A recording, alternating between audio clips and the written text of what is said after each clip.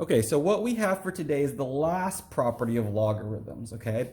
And the last property of logarithms says this.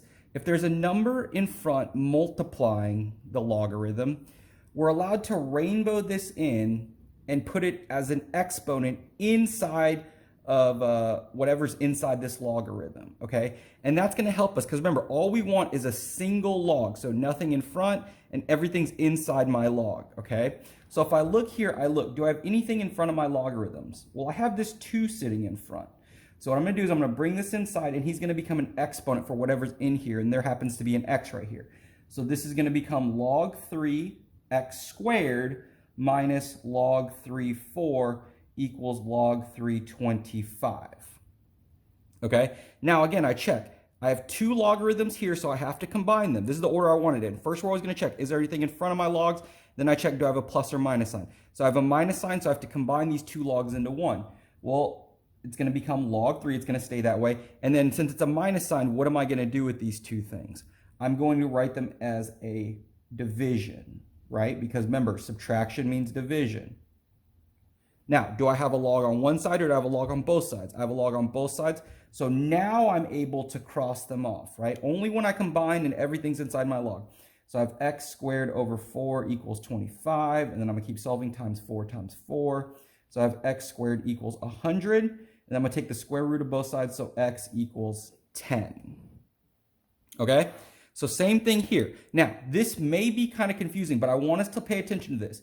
This doesn't say log 2 of x plus 2. Do you see how there's no parentheses around this x plus 2? So this 2 actually belongs to this log. So this is one thing, and then this is something else. So do I have anything in front of either log? This 2 is in front of this log. So this 2 is going to go in and become an exponent for this. So this is log 2 x plus log 2 8 to the second power equals 3. So you see how that came in and became an exponent.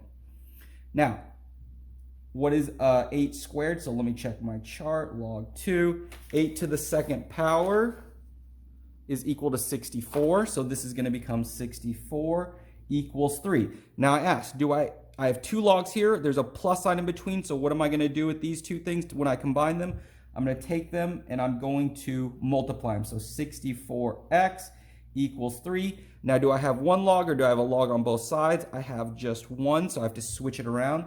So the 2 drops down and becomes big, and these 2 do what? Switch places. And then 2 to the 3, check my chart again. Let me see what I got. 2 to the 3 equals 8. So this is going to become 8 equals, oops, forgot my x, 64x. And then divide by 64, divide by 64. Let's see if I can simplify this. Is there a number that can go into both of these? 8 can divide both of these, so what's 8 divided by 8? 1 over what's 64 divided by 8? 8 like that. Okay? So, same thing, but now we have one more thing to check before we start combining our logs. Is there anything in front of my logs?